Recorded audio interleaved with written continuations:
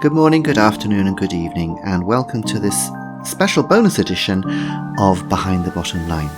And in today's edition I'm going to be exploring the background to the recently released story Vixen, which came out in 4 episodes in early January. Now, if you haven't listened to Vixen already, you really should stop listening to this background podcast and go and listen to episodes 1 to 4 now, because otherwise it's going to be spoiled for you. Because in this episode I go into the background of the story, where the ideas come from, and I try to answer the questions that other listeners have sent to me. So let's have a quick story recap. Wealthy hedge fund manager Colin Sutherland flies back to Ireland from Frankfurt to spend Christmas with his wife Flora and his 2 adorable daughters Daisy and Fiona. Now, at first sight it would seem that Colin has a perfect life, but everything is about to go wrong for Colin. His ex-mistress Yasmin Tilka has gone missing and the police are looking for her. And this means that Inspector Huttle from the Frankfurt police, she keeps on telephoning him to ask him questions to find out if he knows anything about her disappearance. This starts to make him very jumpy, very nervous, and it probably explains his allergic reaction to the sudden appearance of a mysterious fox in his garden that the children, who watch this fox out of their window at night, have named Princess Jasmine. And Princess Jasmine seems to be haunting his every move. Things come to a head over Christmas, as things often do, when Inspector Huttle discovers evidence of the affair between Colin and Yasmin. She insists that he should return to Frankfurt for a formal interview, and this means that Colin is forced to confess to his wife about his affair, whereupon she leaves with the children. Colin is fairly distraught about this, and he has to drive to Shannon Airport in the fog. And at some point he sees an apparition of Yasmin, as he last saw her when she was in Frankfurt, and crashes. And on the side of the road, next to the dead Colin, the paramedics find the body of a dead fox. So that's the story in a nutshell. And let's have a look at the questions people asked. And so basically, there were 3 kinds of questions that people sent in, and I'm going to explore each of those. The first question really was, where did the idea of a human taking on the form of a fox come from? So we'll look a little bit at that in the background. Then a question which came up from a couple of people is, why did I have to kill Colin Sutherland? Some people seem to think that I didn't need to kill him, that he could have stayed alive. And I'll go into a little bit of that. And last of all, and I suppose this is really the core question, what was fact and what was fiction in the story? Wouldn't you like to know? Since this is a disclosure episode, I'll tell you.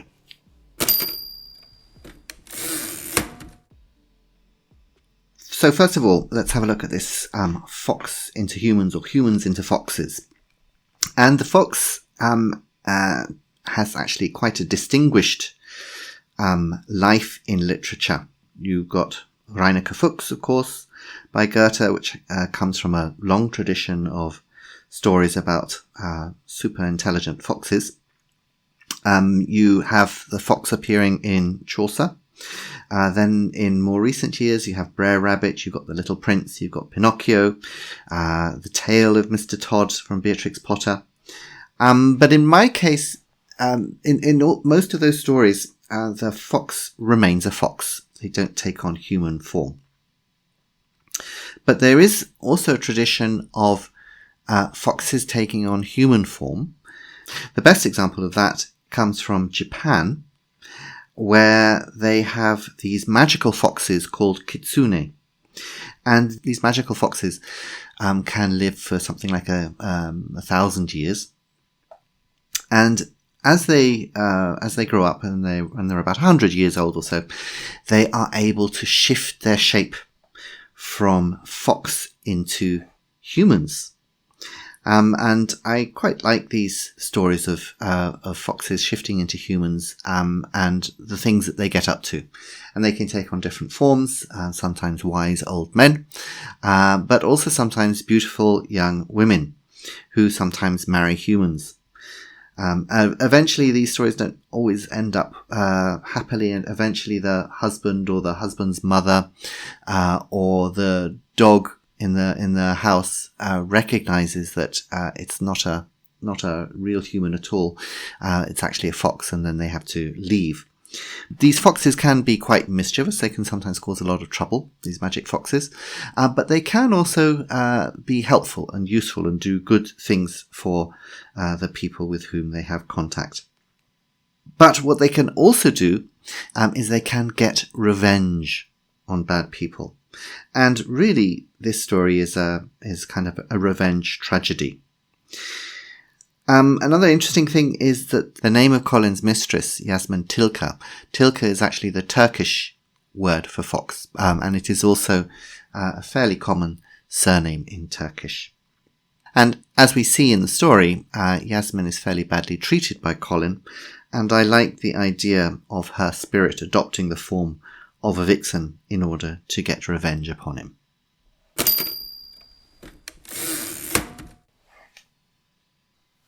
So question number 2 was, why did I kill Colin? Was it really necessary?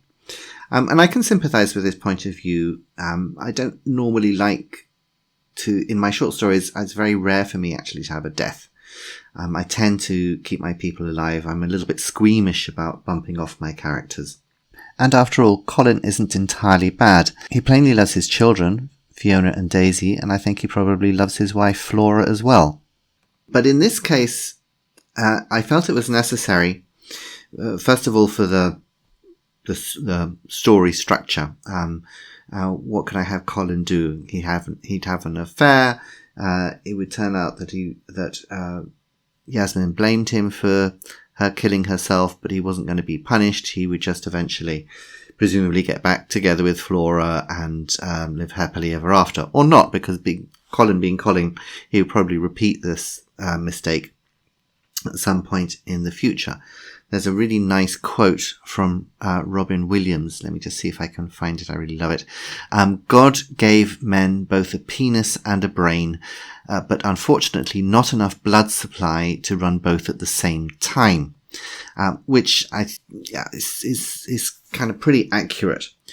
When the blood supply goes to a man's dick, they seem to be incapable of thinking rationally at all.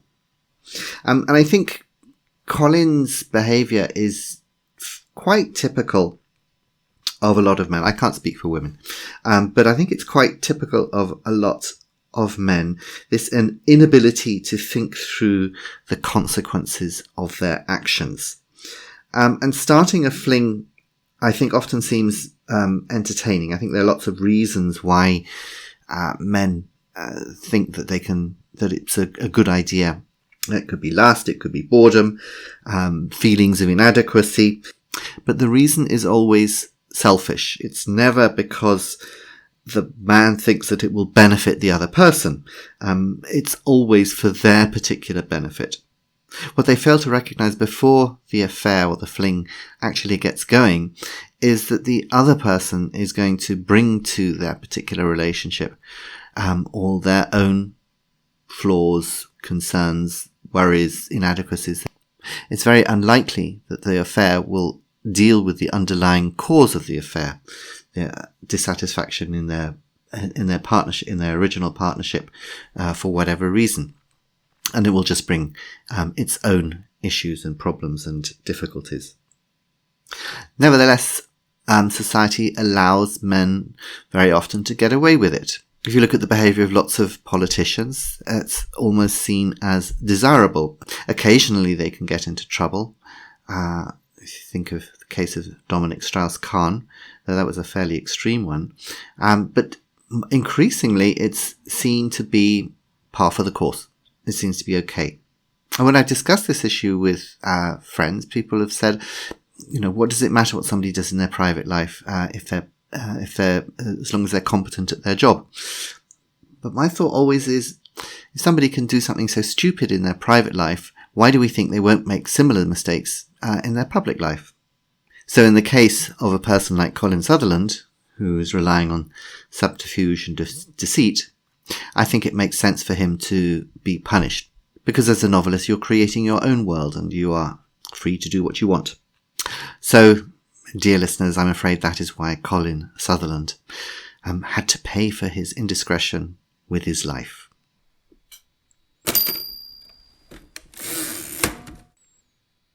Which brings us to the last question that people asked me.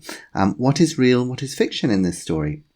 Well, first off, I have to admit I haven't met a shape-shifting woman or a shape-shifting fox yet, but who knows.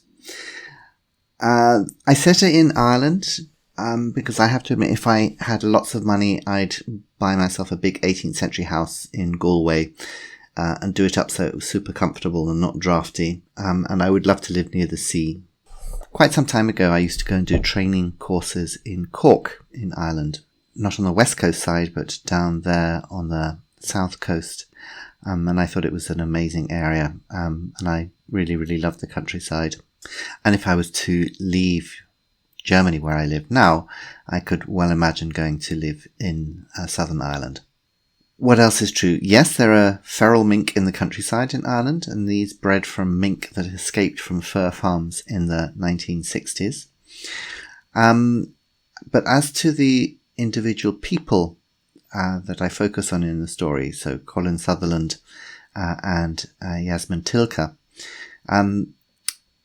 Colin Sutherland isn't any particular person, but he's very much based on types of men that I've met over the years who think that they're entitled to behave exactly how they like because they are rich and powerful. And I'm sure all of you can recognize people who have Colin's sense of entitlement. I think one of the most objectionable aspects of Colin is this thinking that a woman who rejects his advances is playing games. And this is an attitude which is unfortunately still, I think, very, very prevalent. I've also met several Yasmins, though fortunately none whose depression has led them to suicide. Unfortunately, they do seem to be very vulnerable to people like Colin, who are able to exploit them. But there was one scene in the story which happened to me. And that's in episode 3, when Colin is driving back from the Christmas party, from Flora's family's Christmas party, driving back late at night along a foggy road. And if you remember, it's quite hilly, the road. Roads go down, and in the valley there's fog, and then it comes up to the top of the hill, and the road is clear from fog. And this is something that happened to me when I was a child. I was driving with my mother in Sussex, which is in the southern part of England, on a late at night, driving along a straight road through some woodlands. And it was very hilly, and just as in the story, the road would lead down into a small valley where it would be very foggy, and then we'd drive up to the top of the hill and it would be completely clear. And this went on for a little while, a couple of minutes or so, and then suddenly, just as we came up a hill out of the fog and into the clear area, there in the middle of the road, just in front of my mother's car, was this small Christmas tree. Not a fox, not a person, but a Christmas tree. And it was too late to stop or to avoid it, and my mother just drove straight through it. And we then stopped, because we'd both seen it, and we both heard nothing, and we looked back and there was nothing there. And we got out of the car and looked at the front of the car. There's nothing on the front of the car. No marks or anything, nothing on the side of the road, no sign of us having bumped into anything at all.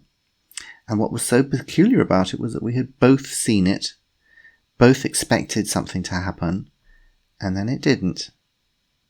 So, not quite as dramatic as driving through a fox, which then disappears, but something which I've never been able to explain what exactly it was. And before people write in and say, oh, it must have been fog, it wasn't fog. There was no fog up there on the top of the hill. It was just a little Christmas tree. No Christmas lights, just a little Christmas tree standing there in the middle of the road, which somehow disappeared when we drove into it. And I have no explanation for it whatsoever.